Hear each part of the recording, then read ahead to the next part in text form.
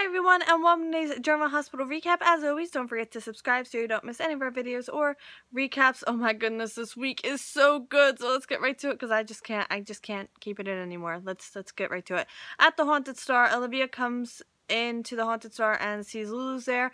Lulu tells Olivia that her marriage blew up, and she tells her that Dante cheated on her with Valerie. And Olivia asks, what happens now? Which I think it's a little too soon to know, and asking that question is only going to get you, like, really reactionary, reactions? But, like, nobody's thinking clearly, so I think that's probably the worst question you can ask right now. But Lulu says she doesn't know, and Olivia kind of pleads Dante's case, that, obviously this was a huge mistake, and, he obviously regrets it, and Lulu says that for all she knows, it could have been Dante's plan to have Lulu, Rocco, the new baby, and Valerie on the side. So, Lulu's just, she's hurt. Like, what do you want from her? At LANTE'S, aka we're reverting it back to Dante's place, Dante goes home, and there's no one there, but lo and behold, Valerie comes in, because this is a soap opera. So, she wants to talk to Lulu. Lulu's not there, obviously. She tells Dante that Dillon did it on purpose, and Valerie is sorry that she told Dillon, but Dante takes all the responsibility because, it's his fault. Valerie says she might not go to the police academy because she broke the rules by having an inappropriate relationship with a detective, and they'll want her to drop out, but he encourages her to stay with it. He puts his hand on her shoulder, and wouldn't you know it, Lulu walks in and can't believe what she's seeing. So Lulu comes to collect her stuff. She makes a lot of comments like, oh, I'll be gone in 10 minutes, so you two can just carry on, or like she calls Valerie Dante's whore. Yeah, it's ugly, but totally justified from Lulu's point of view. Like, come on. And Valerie sounded like she wanted to be really apologetic, and she did take Lulu's side with Dillon, but then when it comes to being right in front of Lulu, she pushed the whole Lulu set this in motion angle, which I don't think was the right thing to do, because essentially, look, Lulu could have been like the wrongest person in the world, don't get me wrong, but like, you don't say that to her face, especially when you're the one that slept with her husband. Like, I don't know, that's like, you know what I'm saying? I think you know what I'm saying. So Valerie leaves, and Dante says he was waiting for her, for Lulu, and Valerie showed up, and Lulu says that this isn't her home, it's a crime scene, and Lulu's taking Rocco with her, and she's not going to Liz and Jake's wedding because she doesn't believe in marriage anymore. She's out for blood. This is like Hell Hath No Fury, like a Lulu Scorned Part 2. Like, she did not let up, and obviously I do not blame her one bit. Franco and Nina's Kiki is home, and Morgan's there. Kiki doesn't remember anything that happened last night, which is very unfortunate for Carly. Franco comes in and starts yelling at Morgan. Franco heads out to get breakfast and wants Morgan gone by the time he gets back. Morgan starts to tell Kiki what happened last night. He found her passed out behind the wheel of the car on Route 31, and then Franco busts in and says he has to call the police or his insurance company because someone sideswiped him in the garage. Morgan covered for her, and he got the bottle out of the car because she had a vodka bottle rolling around in the car that she was driving. But Morgan totally covered that up, so Franco has no idea she drove his car.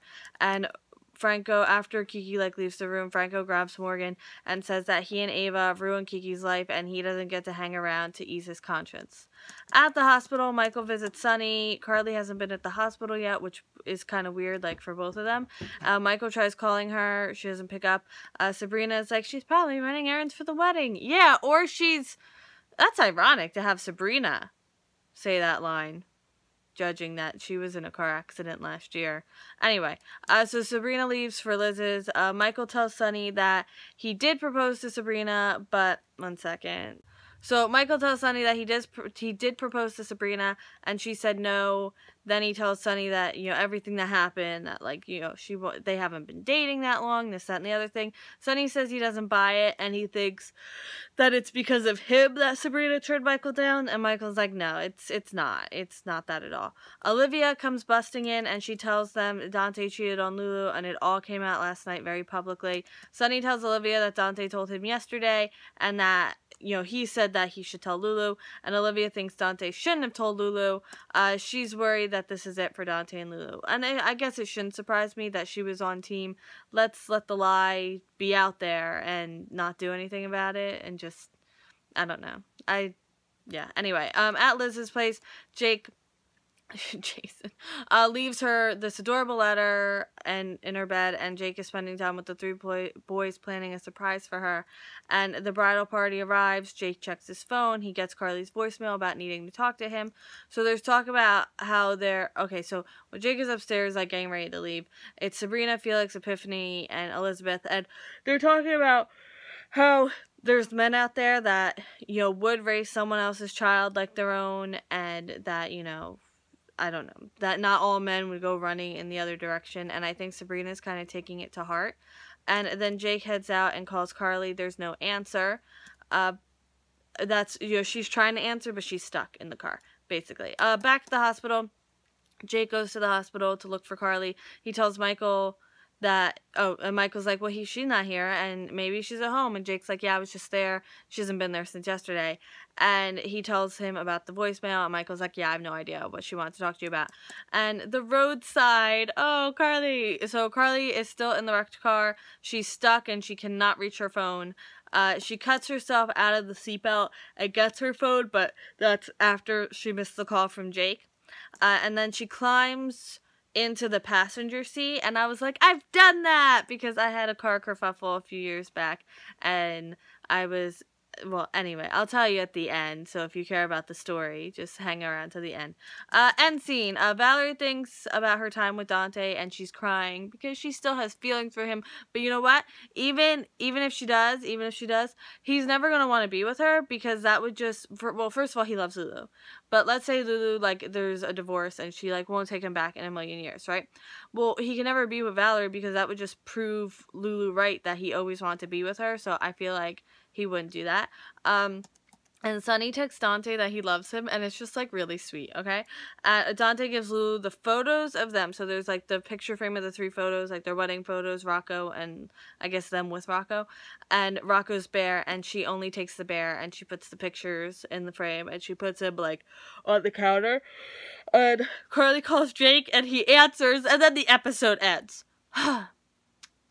So frustrated, but I'm so happy, but I'm so frustrated, but I'm so happy. I'm so happy that this is all in motion, that, like, I can't stay angry that the show's ending with such a ridiculous cliffhanger, because we all know where this week is headed, so I'm happy. Okay, real fast, if you care about the car accident. So back in, like, 2012 or something, I was driving, and I hit some black ice, and even though, like, I regained control of the car, I lost it again, and my car fishtailed, and I wound up, like, nudged not only just against a snowbank, but, like, a few inches from a ditch, and, like, this far away from a telephone pole, like, by my driver's side window. So, like, I had ducked as soon as I fishtailed, because I was like, this glass is gonna break. Thankfully it didn't, but in any event, I was stuck in the driver's side. I couldn't get that door open, so I had to climb into the passenger side, and you know, it was cool. Nobody else was involved, nobody was hurt. I was shaken up, but everything was fine. So that's the only car accident or kerfuffle, whatever you want to call it, that I got in. So I think that's pretty good, since I've been driving since, like, 2009?